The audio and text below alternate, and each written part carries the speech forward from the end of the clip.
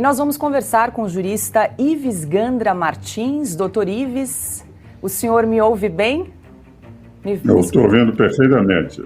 Muito... Quero saber se estão ouvindo bem a mim. Estamos. Muito obrigada mais uma vez pela participação aqui no programa Oeste Sem Filtro. É sempre uma honra, um prazer conversar com o senhor.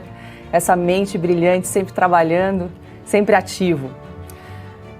Doutor Ives, eu quero fazer uma pergunta. Nós estávamos aqui comentando a respeito da decisão agora do STF em relação ao afastamento. Então, quero perguntar ao senhor a sua avaliação em relação a essa decisão do plenário de manter o afastamento do governador do DF, Ibanez Rocha, e também em relação à prisão de Anderson Torres e do ex-comandante da PM, Fábio Augusto Vieira.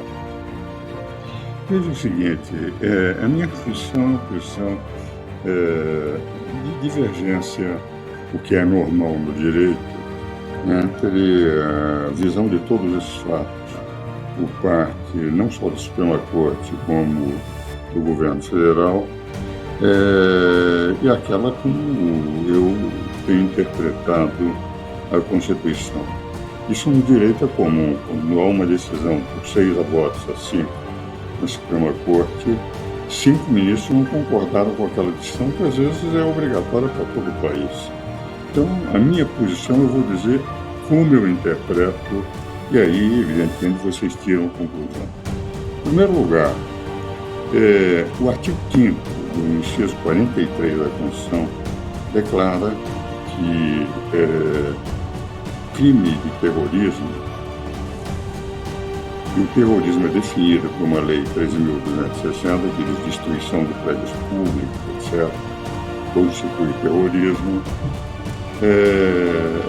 O crime de terrorismo são responsáveis os mandantes, os que praticaram e as autoridades omissas. A meu ver, quais são as primeiras autoridades omissas? É evidentemente o governo federal, porque tendo informação pela BIM daquela movimentação, e sendo os 3 poderes, o poder legislativo, executivo e judiciário, de responsabilidade do poder, porque no Distrito Federal se dá uma guarda, que se chama uma guarda legislativa. No governo do presidente Temer, o Congresso foi invadido pelo pessoal do Sem Terras, enfim, do PT, que eles estavam em divergência com o presidente Michel Temer pela derrubada da presidente Dilma. E o que o presidente Temer fez foi decretar o estado de emergência e em 3 ou 4 horas solucionou o problema e as Forças Armadas garantiram aquilo. Tendo tido a informação, pelo menos é o que eu li nos jornais, pela BIM, desde sábado, do que estava acontecendo, e com a possibilidade do serviço de inteligência detectar tudo, porque é fácil pegar o que é que está empinando aqui e lá, porque era uma multidão.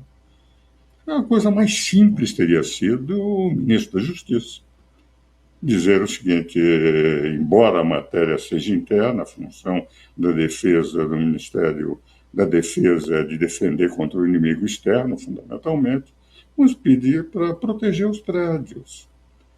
Não seriam omissos. A omissão maior, a meu ver, foi do Ministério da Justiça. Porque tendo tido a informação da BIM, o governo federal tendo tido a informação da BIM, não tomaram nenhuma providência para proteger os prédios. Não estou absolutamente de acordo com os 3 loucados que resolveram fazer essas invasões. Prejudicaram o pensamento conservador no Brasil profundamente por um ato de absoluta ignorância, de falta de patriotismo, pensando serem patriotas.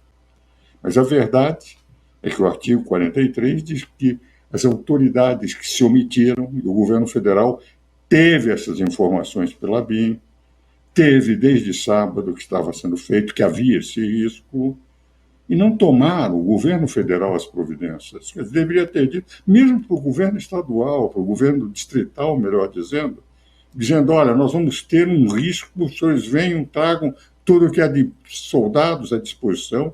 Vê-se, por exemplo, o Estado de São Paulo, o secretário de Justiça, o secretário de Segurança, imediatamente, ao ter informações, eles deram a garantia necessária porque puseram muito mais pessoas, muito mais policiais, muito mais elementos na rua para poder. Então, na minha modesta interpretação de um professor hoje muito mais perto da porta da eternidade do que continuar aqui na Terra lutando, eu interpreto que, pelo artigo 5º, se caracterizar o terrorismo com a destruição de prédios públicos, como manda a lei, é evidente. A impressão que eu tenho é que não vão caracterizar como terrorismo, não vão aplicar a lei. Para aqueles que estão presos, isso representa algo melhor. Mas é evidente que para o governo ainda melhor ainda, porque aquela omissão caracterizada no artigo 43 do artigo 5º fica afastada. Mas eu estou convencido, enfim, dentro de todos esses acontecimentos, de que o governador não foi alertado pelo governo federal, pela BIM, aquilo que estava acontecendo, e era muito difícil alguns soldados poderem segurar aquela multidão que lá estava. Agora, o Supremo entendeu que a responsabilidade dele, não vejo como alguém que está lá não pode ser responsável por omissão, já que o governo federal sabia através da BIM, mas eles não eram obrigados a saber, nem foram comunicados pela BIM, nós só soubemos lendo os jornais que a BIM já sabia disso desde sábado. Então, a meu ver, com a máxima vênia a todos os eminentes ministros da Suprema Corte, minha interpretação é um pouco diferente. Acho que não se aplicaria nem a suspensão. E se tiver sentido a habilidade do presidente Temer, que quando foi invadido o Congresso, ter declarado estado de emergência, foi criticadíssimo pelo PT, por todos. Mas, graças ao estado de emergência, em 3 horas eles solucionaram o problema e em 3 horas ele suspendeu o estado de emergência. Tem uma atuação cirúrgica e que solucionou o problema sem maiores consequências. Hoje nós estamos com o país em polvorosa, porque, tendo o governo federal recebido as informações do que estava acontecendo, o governo federal não tomou as providências que teriam que ser tomadas a partir do Ministério da Justiça e daquele que cuida da segurança interna, etc., muito mais do que do Ministério de Defesa, que a função das Forças Armadas não é propriamente a segurança interna, mas a segurança externa do país. É a opinião do modesto professor de província, que evidentemente não está de acordo com aquela concepção daqueles que são os nossos iluminados ministros da Suprema Corte, a quem eu respeito muito e a quem presto vênia. Certo, só peço a gentileza para os meus colegas aqui, perguntas breves e respostas também breves, em razão do tempo mais curto do Dr. Ives nessa noite. Ana Paula Henkel. Boa noite, doutor Ives. Mais uma vez uma honra tê-lo aqui conosco. Muito obrigada pela entrevista. Doutor Ives, eu gostaria de perguntar ao senhor o que aconteceu com uma expressão aí jurídica tão falada nos últimos anos, inclusive usada até para soltar o atual presidente Lula, a famosa prisão após trânsito em julgado. O que aconteceu com essa expressão nos últimos dias no Brasil? Veja o seguinte, na verdade, os constituintes, eu participei de audiências públicas durante o processo constituinte, e até hoje o relator da Constituinte é meu conselheiro no Conselho Superior de Direito da FEComércio. Eles pretenderam, no artigo 5º, inciso 57, declarar que a pessoa só poderia ser considerada culpado depois do trânsito julgado de uma decisão. O que vale dizer, os constituintes entendiam que, até o trânsito julgado, o maior criminoso do mundo não seria considerado criminoso nem culpado. Foi isso que se encontra nos debates constituintes. Com o tempo, a Suprema Corte entendeu que a decisão de segunda instância seria suficiente para já aplicar a pena, apesar de não existir um trânsito em julgado. E colocaram esta interpretação sob a alegação de que há duas instâncias, um primeiro juiz e depois um tribunal, que o recurso aos tribunais superiores, STJ e Supremo Tribunal Federal, já é só para discutir teses jurídicas, mas já não mais o problema dos fatos. Os fatos são discutidos nas primeira e segunda instância. O que vale dizer, como a discussão na segunda e terceira instância, na terceira e quarta instância, seriam de questões jurídicas, a interpretação da lei e não dos fatos, já se poderia aplicar a pena.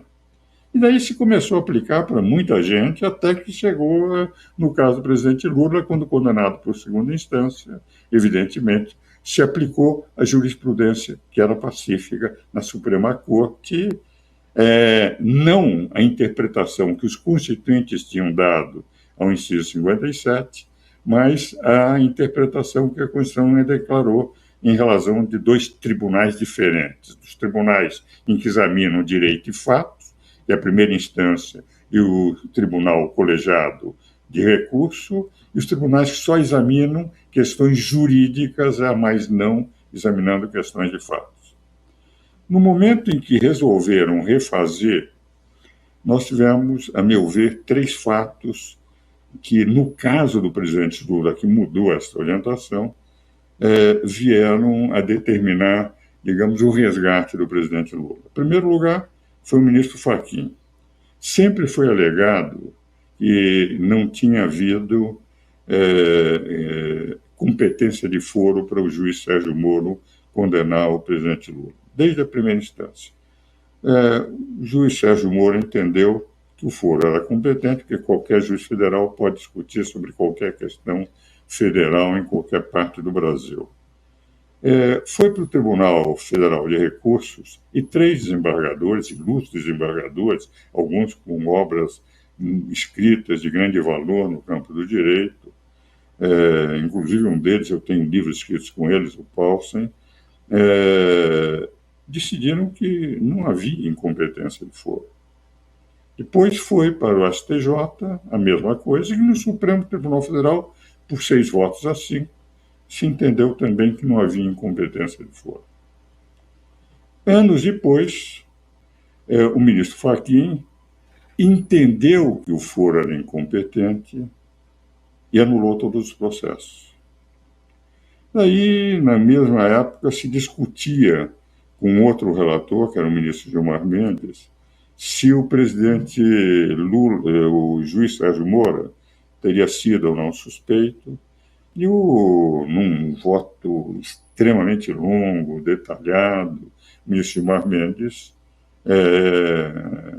aceitou a anulação dos processos, entre os argumentos, um de suspeição do juiz Sérgio Moro. E, por fim, o ministro Ricardo Lewandowski, porque os processos de Curitiba tinham que ir para os outros juízos, onde se entendia que a matéria teria que ser julgada. E o ministro Lewandowski, numa outra decisão, entendeu que aquelas provas que estavam no processo que levou à condenação do presidente Lula por 6 votos a 5 não poderiam ser utilizadas porque viriam de um juiz que, enfim, tinha sido considerado suspeito para examinar a matéria. O resultado não era só esse argumento, mas o argumento principal era esse. O resultado foi que os processos foram para outras varas, em função da idade do presidente Lula, ele teve grande parte das condenações afastadas por prescrição, e o fato de não poder utilizar aquelas provas que estavam no processo da Suprema Corte significa, ao ponto de uma juíza, eu não li a sentença, eu li apenas a notícia de jornal, então eu estou meio louvando no que eu li no jornal Estado de São Paulo, declarou o seguinte: eu tenho elementos aqui, mas não podendo utilizar, eu absolvo. E absolveu ele mais 7 ou 8 réus que estavam no mesmo processo. O que vale dizer, não houve uma eliminação das provas contra ele. Ele não conseguiu elidir aquelas provas que estavam no processo que o levou à condenação pelo Supremo Tribunal Federal, STJ, TRF da 4ª Região e Juiz Federal.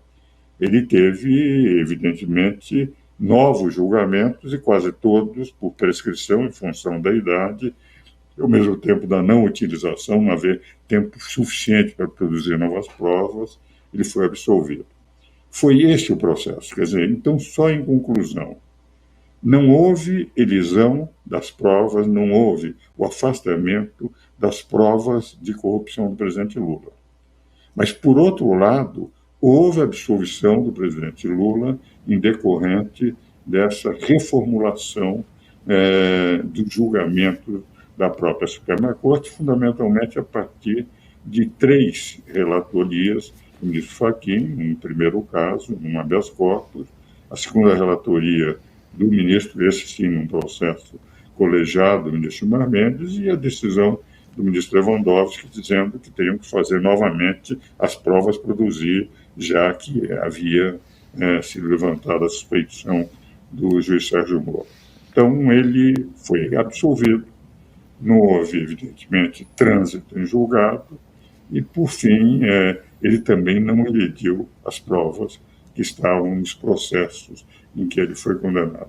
Essa é a razão pela qual ele foi resgatado para poder concorrer, e concorreu e ganhou as eleições com 40% do eleitorado, porque dos 150 milhões de eleitores no Brasil, o que nós tivemos foram 40% para ele, 39% para o presidente Bolsonaro, e nós tivemos 60%, quer dizer, na verdade, 60% do eleitorado brasileiro não votou no presidente Lula. Então, ele representa, em nível de eleitorado, apenas 40% do eleitorado brasileiro, que o elegeu o presidente pelo sistema eleitoral, em que, no segundo turno, quem tiver mais votos é que é eleito presidente da República. Doutor Ives, eu sei que o seu tempo... Desculpe, eu sei que o seu tempo está curto. Temos tempo aí para mais pergunta? Exato. Podemos? Ser. Diga lá, Silvio Navarro. Podemos. Boa tarde, doutor Ives. Sempre uma honra entrevistá-lo. Eu queria a avaliação do senhor sobre medidas jurídicas e algumas ferramentas empregadas nas horas... Um minutinho só para poder ficar um pouco mais tempo. Se avisa que podemos dar 10 minutos. Perfeito. Pois não, podemos continuar. Doutor Ives, eu queria a avaliação do senhor sobre medidas jurídicas tomadas nas horas seguintes à depredação em Brasília e algumas ferramentas. Por exemplo, o afastamento aí por 90 dias do governador do Distrito Federal, quando o tribunal responsável por processar um governador é o STJ. Número 2, mais de 1.200 pessoas levadas para um ginásio da Polícia Federal sem individualização de conduta. E também a questão do flagrante, que tem sido alargado e não relaxado pelo ministro Alexandre de Moraes, isso inclusive referendado pelo plenário hoje. Veja, eu tenho colocado que talvez pelo fato de ser um velho professor, com 65 anos de advocacia, 58, talvez eu esteja desatualizado em relação, digamos, às novas correntes. Eu sou ainda do constitucionalismo clássico, pelo qual, na Constituinte, se pretendeu ter 2 poderes políticos, um poder de lei, que apenas teria que aplicar a lei. Confesso, e tenho escrito sobre isso, que essa corrente chamada consequencialista, pelo qual, pegando princípios gerais, esses princípios são aplicados, embora o princípio geral possa muitas vezes comportar teses opostas de acordo com aquele que interpreta, prevalecendo sobre a legislação infraconstitucional que é produzida pelo legislativo que criou o princípio geral. Na minha corrente, teria que se respeitar aquilo que é o legislativo. E nós estamos, na verdade, com essa corrente chamada consequencialista, neoconstitucionalismo, em que o poder judiciário, de certa forma, adquiriu também um papel político que os constituintes, a meu ver, não pretenderam, mas que o Supremo passou a ter. A partir daí, nós tivemos uma relativização.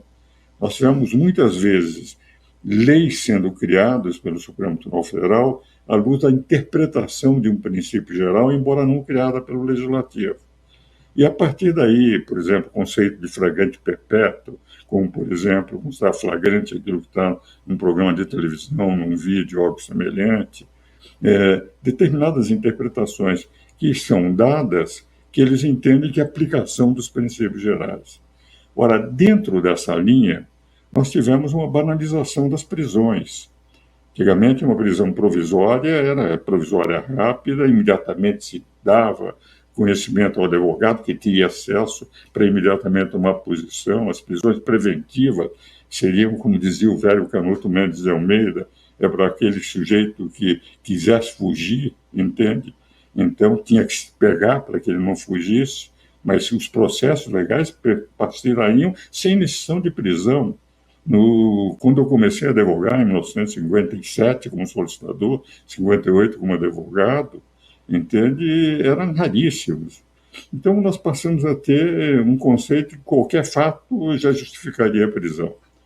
E no momento em que, evidentemente, a Suprema Corte passou a ganhar esse papel que não tinha no passado, na época de Moreira Alves, Sidney Santos, Magalvão, Cordeiro Guerra, Oscar Correia, etc., eles passaram a intervir no processo. É uma interpretação de corrente doutrinária que não é a minha. Então, na minha posição, eu acho que, primeiro, o governador não teria que ser. Se nós tivéssemos aplicado de imediato a garantia, se tendo sido alertados desde sábado que isso ia acontecer, se tivesse posto tropas ou forças a pedido do governo federal para proteger todos os prédios do Congresso, do Supremo, etc., isso não teria acontecido, entende? Mas no momento em que aconteceu, eu tenho a impressão que não seria o caso da intervenção, porque, na prática, nós, com isso, estamos continuando a manter uma tensão absolutamente desnecessária. Estou convencido que a maior parte das pessoas que foram levadas aí para 1.000 e poucas pessoas, grande parte, a esmagadora maioria deles, não tinha a menor consciência do que seria a lei aplicável, o que poderia acontecer com eles, pelo fato que já tinha havido uma invasão do Congresso no passado, na época do Michel Temer, sem que ninguém tivesse sido preso, sem que ninguém tivesse tido. Nós temos invasões de terras, invasões de prédios aqui na cidade, o MST, o movimento de tetos. Então, acharam que era a mesma coisa, a grande maioria, não aqueles que articularam. Os que articularam, eles teriam que ser punidos, porque é um verdadeiro absurdo o que fizeram. Mas a grande maioria que foi o campo de manobra, ele está pensando que era exatamente como se desaloja uma fazenda que foi invadida pelos sem terra, e esses foram levados, mulheres, crianças, velhos, etc. E, por outro lado, é interessante porque, dentro dessa corrente consequencialista, nós estamos vendo o Supremo, inclusive, hoje, quando validou, é evidente que todos os ministros estão dentro da corrente consequencialista do direito, que não é a minha, entende? Mas também eu quero dizer o seguinte, eu venho de uma geração antiga, e nós estamos hoje tendo que reaprender o direito constitucional. Outro dia, no meu conselho, o Conselho Superior de Direito da FEComércio, eu comentava isso, como não é fácil para nós, que, enfim, lecionamos há muito tempo, professores, quase todos têm a minha faixa etária, aqueles professores de direito constitucional, mas antigos, enfrentarem esse direito constitucional, enfim, que está sendo, de certa forma, elaborado pela Suprema Corte. Agora, não é só no Brasil que isso está acontecendo. Essa corrente consequencialista, que é uma corrente doutrinária, começa também já a avançar em outros países, o que representa. É uma corrente doutrinária que não é minha, que eu respeito como doutrinador, mas acho que não foi o que os constituintes desejaram. E por essa razão, acho que essa crise poderia ter sido evitada se tivesse o governo federal ouvido a ABIN e já tomado as cautelas de proteção dos prédios. e o governo federal não fez. A omissão do governo federal, a meu ver, foi grande, e não do Ministério da Defesa. O Ministério da Justiça, que é o encarregado dos problemas internos do governo federal no que diz respeito à segurança. Mas, de rigor, agora nós estamos com o Supremo decidindo dessa forma, vamos ver como é que os advogados vão defender, como é que cada caso concreto, e vai ter que haver tipificação, individualização, para saber qual é a responsabilidade de cada um, para se poder avançar, e aí eu tenho que os grandes entrevistados do futuro da Revista Oeste não devem ser os constitucionalistas, devem ser os penalistas. Doutor Ives, mais uma última perguntinha agora de Augusto Nunes. Boa noite. Boa noite, doutor Ives, é sempre um prazer falar com o senhor. Eu pergunto, doutor Ives, se não deveria ter participação no caso do afastamento do governador Ibanez o Superior Tribunal de Justiça, como prevê a Constituição. Eu também acho, como eu digo, no momento em que se adota uma corrente, como é a consequencialista do direito, evidentemente os limites passam a ser difíceis, porque eu pego um princípio geral e, a partir desse princípio geral, dou a interpretação como intérprete que eu quero dar a esse princípio. Então, eu posso pegar o que está escrito na lei, mas dar uma elasticidade. A meu ver, teria que ser o STJ. A meu ver, enfim, a matéria teria que também ser examinado o papel do Ministério da Justiça nesse contexto. Quer dizer, saber a responsabilidade, quer dizer, por que a intervenção, os prédios eram públicos, não foram alertados, aquela multidão chegou, como é que eles poderiam, com o contingente limitado que tinham, de poder segurar aquela multidão, entende? Então, na prática, a meu ver, primeiro, não deveria ter havido a intervenção. Segundo, não deveria ter havido a suspensão. Teria que haver a responsabilização daqueles que pretenderam, etc. Aquilo que eles tiveram. Fazer algo que, enfim, seria normal para não alargar a crise. Todos os atos que foram tomados, a meu ver, em vez de distensionar, de auxiliar a pacificação, de permitir que os verdadeiros culpados fossem punidos, mas não sem julgamento, sem ter todos os elementos de fato, porque não se sabe efetivamente qual foi a participação do governador, e a omissão era dele, mas quem tinha informação era o governo federal, não era o governo distrital. Quem pela BIM foi informado que poderia acontecer era o governo federal, não era o governo distrital.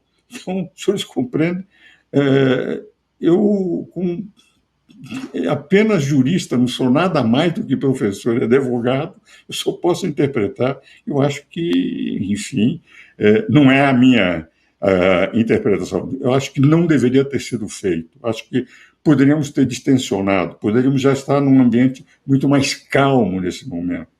Mas nós, de rigor, tivemos tudo isso, a meu ver, exatamente por omissão do poder do governo federal, que, tendo tido a informação, não só não alertou devidamente, como deveria ter alertado, pelo menos os jornais não disseram isso, o governo distrital, como não tomou o próprio governo a defesa dos prédios que lhe pertenciam, porque a segurança poderia ser feita pelo próprio governo federal. Então, é a interpretação minha, que não é a do Supremo Tribunal Federal. Só que a minha vale para a conversa que estamos tendo aqui. E o deles é que tem o poder da caneta, é que vale em nível de aplicação. Doutor Ives Gandra, muito obrigada mais uma vez por encontrar um espacinho nessa agenda super ocupada para conversar conosco. Muito obrigada e até uma próxima.